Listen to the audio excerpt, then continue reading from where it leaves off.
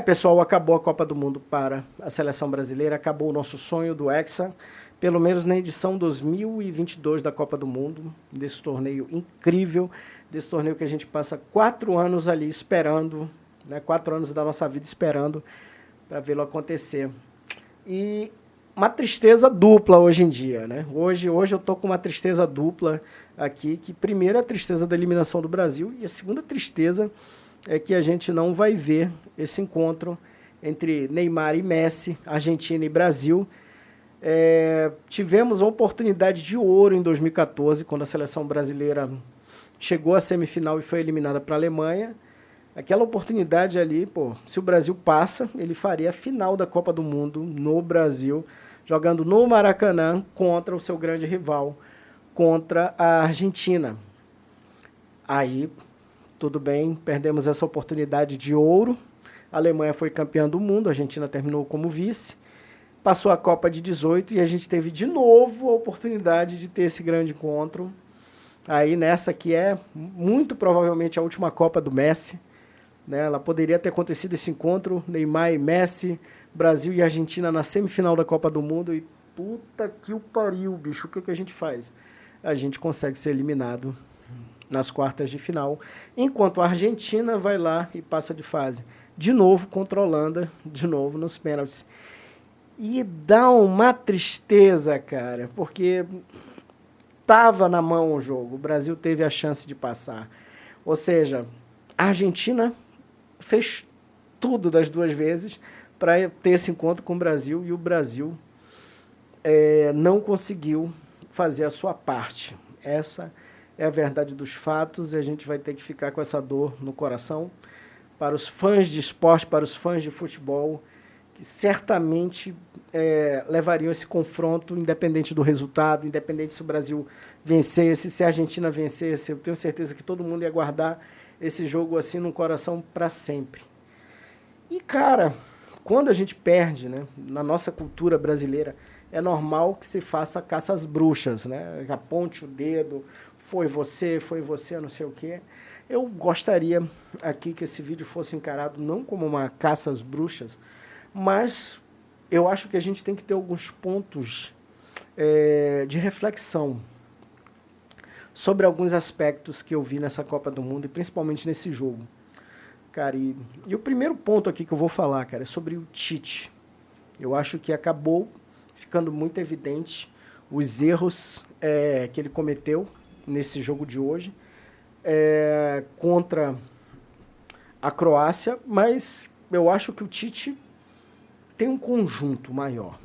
Porque, gente, a gente não perde em um único dia e a gente não ganha no único dia. Vitórias e derrotas, elas são parte de uma caminhada, de uma estrada que a gente percorre. Por exemplo, se a gente consegue ter sucesso em qualquer coisa na vida, esse sucesso ele não começa, ele não foi conquistado num único momento, numa única cartada que você deu, num único movimento que você fez. Isso foi resultado de uma estrada ali que você foi construindo, uma casa que você bota tijolinho por tijolinho até conseguir chegar no seu objetivo. A derrota também ela é do mesmo jeito. Ela é fruto de escolhas erradas que a gente vai tomando ao longo do caminho. E é claro que, no caso do nosso comandante, do Tite, não teve apenas erros, até porque ele teve uma caminhada exitosa até essa Copa do Mundo. Só que aquela coisa, que é uma coisa que sempre costuma pegar ali a gente brasileiro ali, desprevenido, né? Pelo menos os olhares menos atentos, é que aquela coisa, se você consegue bons números, faz uma eliminatória bacana, isso acaba maquiando alguns erros que a gente pode estar cometendo. Isso acontecia também no período de Copa das Confederações. Um torneio muito curtinho, muito menor do que Copa, às vezes o Brasil chegava lá, ganhava, arrebentava e ficava naquela, né? Começava toda uma sensação ali de, nossa, a gente está muito bem, a gente está voando, e no fim das contas não era o que deixava ali transparecer, né? Não era o que parecia, pelo menos, que estava acontecendo. E aí a gente chegou aqui hoje num dia que deixou mais evidente ali algumas falhas do nosso treinador. Primeiro, eu acho que não deveria ter sacado o Vinícius Júnior. O Vinícius Júnior, ele fez uma Copa brilhante, na minha opinião. Conseguiu ser muito mais do que a gente esperava, mas ele, não só na Copa do Mundo, mas ao longo da última temporada, o Vinícius vem mostrando assim protagonismo e poder de decisão. O cara marcou o gol da decisão da última Liga dos Campeões. E aí o que você faz com esse jogador? Você saca ele do jogo. No primeiro momento, quando ele coloca o Rodrigo, o time dá uma ligeira melhorada e aquilo parece que vai mostrando ali que o Tite de repente tinha acertado. Só que você perde um talento quando você poderia colocar os dois, né? Porque inclusive os dois quando jogam no Real Madrid o bicho pega. Então se você tem dois jogadores desse quilate, poderia ter colocado ali os dois juntos. Eu acho que o Tite comete um erro nesse momento. E aí, esse é um erro pontual do dia, do jogo, que aconteceu. E aí a gente dá um salto também para falar de algumas escolhas, né, do Tite. E aí a gente volta a um ponto. É claro que eu disse isso, por exemplo, quando teve a convocação, que eu falei, se o Tite vence, todo mundo ia dizer assim, olha, acertou em tudo. Se perde, as pessoas iam voltar nesses 2 pontos. Mas esses 2 pontos que eu quero colocar para vocês e que foram os 2 pontos que mais gerou assim controvérsia na convocação do Tite, uma ali foi a questão do Daniel Alves, que no fim das contas, o que se mostrou do Daniel Alves? Que sim, faltou realmente um lateral com condições de ir para a Copa. O Tite levou o cara mais ali, sei lá, como coach da molecada, ou como um amuleto, já que o cara ganhou, é o maior vencedor de títulos da história e tudo mais. Mas, no fim das contas, na hora de colocar para jogar, na hora de fazer esse lateral funcionar, ele improvisava o Militão. Por quê? Porque não tinha ali uma segurança na figura do Daniel de ofício. Isso prejudicou ali um pouquinho a caminhada da seleção brasileira depois que os jogadores foram se lesionando. Isso aí é uma coisa que ficou nítido, o erro do Tite. E ele mesmo, quando opta por colocar o Militão improvisado, está dizendo isso para as pessoas. Olha, eu trouxe o cara aqui, mas eu não estou confiando aqui 100% de que ele vai resolver a situação. Outro ponto que foi... Aliás, foram as 2 polêmicas aí da convocação, foi a ausência do Gabigol nessa seleção. E aí, muita gente disse, o Gabigol não fez falta, o Martinelli joga muito bem. Certo, cara, concordo ali que foi uma garotada muito boa. Mas futebol não é só a sua capacidade de jogar. Tem coisas que você tem que ter para ganhar um torneio e algumas coisas que o Gabriel Barbosa faltaram nessa seleção. Uma, pênalti. Teria sido excelente. O cara é o melhor batedor de pênalti do Brasil. E aí você não tem um jogador desse ali na hora da cobrança de pênalti. O cara acostumado ao peso de decisões e tudo mais. E papapá. Beleza, mas não é só isso. Um componente que você tem que ter também numa decisão, e eu acho que isso faltou aos jogadores da seleção brasileira. A malícia, a malandragem na hora de controlar um resultado. E isso, o que acontece? O Brasil foi lá e fez o gol. O que tinha que fazer? Pelo amor de Deus, faltava o quê? 5 minutos de jogo? Segura essa caralha desse jogo, bicho. Não tem como você ficar com o time exposto daquela maneira. E aí entra o lance da malícia, começar a provocar o adversário, tirar uma coisa, fazer aquilo, por exemplo, que a Argentina fez no jogo contra a Holanda. Tirar o cara do sério. Como diz, o povo até fala, não, se fosse o caso, cara, dá uns tapas, briga, sei lá, arruma qualquer coisa, arruma uma expulsão, mas não dá um contra-ataque daquele. E outra coisa, o time estava todo praticamente ali no ataque, 6 jogadores. O que aquele pessoal estava fazendo tudo ali?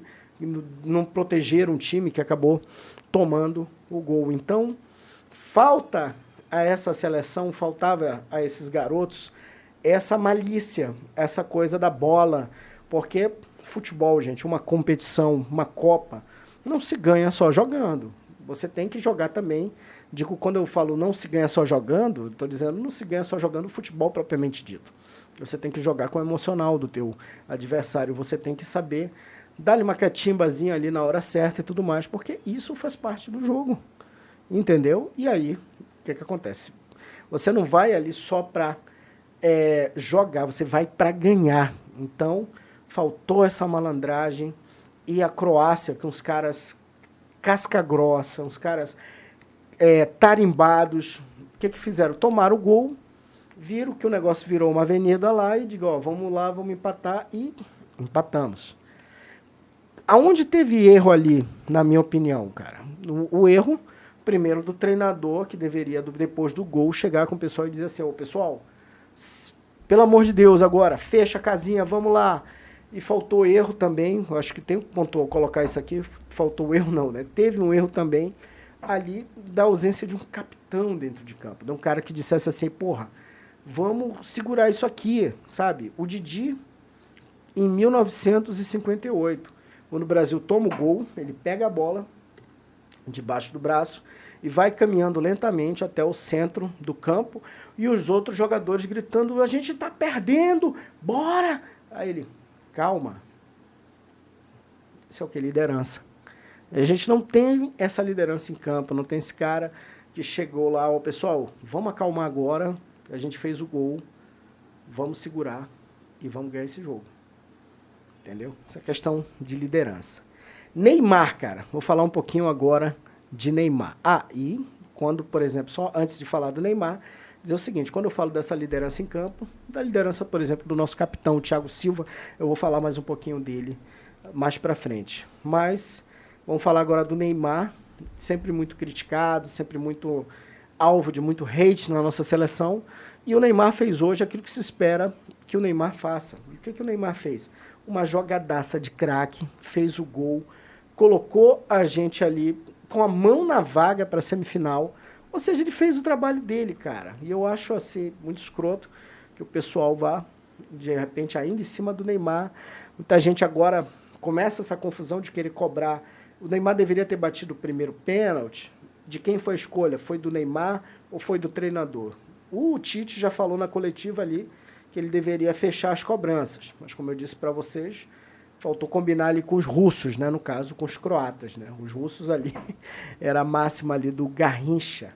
Mas eu acho que o Neymar fez o que ele deveria ter feito, que é tirar esse coelho da cartola num momento assim dramático, fazer um golaço ali naquele curto espaço de tempo, meter o drible ali, fez o dele. O Neymar fez o dele, eu acho que ninguém tem que se queixar disso aí. Eu acho que o que faltou realmente foram essas questões ali, foi você segurar o jogo, ter a malícia e a malandragem, aquela coisa toda. Então, ali, eu acho que no pacotão, né, cara, fica muito na cara ali que o negócio ali acabou caindo sobre o colo do Tite. E antes que ele mesmo, outras pessoas digam ele mesmo, né, como falou, não, a culpa não é de um nem de outro, é de todo mundo. Errado, hein, Tite? Quando a gente comanda uma equipe, a culpa não é, antes de ser dos outros, a culpa é nossa. A culpa é do comandante, entendeu? Se o comandante toma decisões erradas, entendeu? Isso é responsabilidade dele. Você tomou decisões erradas, então não adianta dizer, se a culpa é de um ou de outro. Não, a culpa, primeiro chegue lá na coletiva e diga assim, ó, pessoal, a culpa não foi do menino que errou o pênalti, e não foi mesmo, não deveria ter batido, como primeiro, deveria ter batido, poderia até ter batido depois. A culpa foi minha, que eu achei que eu poderia colocar essa responsa no colo do menino de 21 anos, o Rodrigo não teve culpa, a culpa foi minha. É isso que se espera de treinador. E o que se espera de treinador, Tite, também é que quando termine o jogo, quando seus comandados acabam de sofrer uma derrota, é que você, como técnico, vá lá e dê uma palavra de apoio para cada um deles, coisa que o nosso treinador não fez. Ele repetiu ali uma imagem que a gente teve em 2010, eu não sei se vocês lembram, mas o Brasil, quando é eliminado diante da Holanda, o Dunga sai chutando as coisas e vai direto para o vestiário. E repete a cena, o Tite, ele não fica lá com os jogadores, ele vai para o vestiário. E aí a gente tem me veio uma lembrança assim, que de 2014, quando o técnico da seleção brasileira era o Filipão, quando a gente passa pelo pior momento da história da seleção brasileira, que foi aquele 7-1, e o Filipão foi lá dar uma palavra de conforto para cada um dos jogadores ali que estavam sofrendo em campo, chorando, aquela coisa toda. Eu acho que isso é o mínimo que se espera de um comandante. Então fica a minha crítica aqui para o Tite. Encerra-se o ciclo dele na seleção brasileira e não, na minha opinião, não vai deixar saudades por conta desses erros todos aí. E eu acho que o Tite teve oportunidade pra caramba, 2 Copas do Mundo, é muita coisa para qualquer treinador. E ele, infelizmente, não conseguiu realmente conduzir o Brasil de novo a ser a primeira seleção do planeta, primeira seleção do mundo. Então, Tite, pode ir. Vai. Vai lá com Deus. E antes de fechar esse vídeo aqui, né, cara, ainda falando sobre culpados, eu quero dedicar uma parte aqui ao capitão da seleção brasileira. E, nesse caso, vai falar do Thiago Silva, eu não quero falar de futebol, porque a gente tem que saber separar as duas coisas, tá? A gente separa aqui o jogador em campo, na bola e com a idade que tem. O Thiago Silva foi aquilo que ele sempre foi e o que o apelido honrou o apelido. Ele foi um monstro em campo. Que realmente jogar a bola que ele jogou na Copa, ele foi perfeito, foi um zagueiraço. Agora, nunca com a braçadeira de capitão. Um capitão, o Thiago Silva entra para a história, na minha opinião, como o capitão mais banana de todos os tempos. Primeiro, porque um capitão, Thiago, tinha que chamar para si ali a responsa. Um capitão, por exemplo, se o Tite tinha tido a brilhante ideia ali de colocar o Rodrigo para bater o primeiro pênalti, com o capitão deveria ter puxado a responsabilidade. Você não fez parte dos batedores. Ou seja, porque você já tem esse trauma de pênalti, a gente sabe muito bem. Mas eu penso que para ser capitão da seleção brasileira, você não pode desaparecer numa hora dessa, meu querido. Entendeu? Não dá para desaparecer num momento desse. Entendeu? Esse é o momento em que o cara que tem a braçadeira, ele, além de ter controlado os nervos de todo mundo lá dentro, se chegou ao absurdo de ter que bater pênalti, você tinha que ir lá colocar, diga, ó, tô carregando essa braçadeira que foi de Bellini, essa braçadeira que foi de Mauro, que foi de Carlos Alberto Torres, que foi de Dunga, que foi de Cafu. Então eu tenho que chamar a responsabilidade, eu tenho que vir para cá para frente e tenho que comandar o baile, tenho que estar com esses caras aqui. E não foi o que aconteceu. De novo, o que faz o Thiago? Dá aquele subidinho ali, vai para ali e encerra a participação. Menos mal que pelo menos o ciclo dele também termina na seleção brasileira. E vamos combinar, com toda essa lista desses capitães que eu falei aqui, vou repetir de novo. Bellini, 1958, Mauro, 1962, Carlos Alberto Torres, 1970, Dunga, 1994, Cafu, 2002. Esses caras entraram para a eternidade porque realmente honraram a braçadeira. Não seria justo a galeria dos campeões do mundo, dos jogadores que ergueram a taça, porque a imagem que fica para a eternidade de uma conquista como essa, a primeira, é o capitão erguendo a taça. E vamos combinar, Thiago Silva não merecia entrar para a eternidade como capitão da seleção brasileira, não pelo futebol, porque, como eu disse, a Copa dele, pela idade que ele tem, foi perfeita, foi indefectível.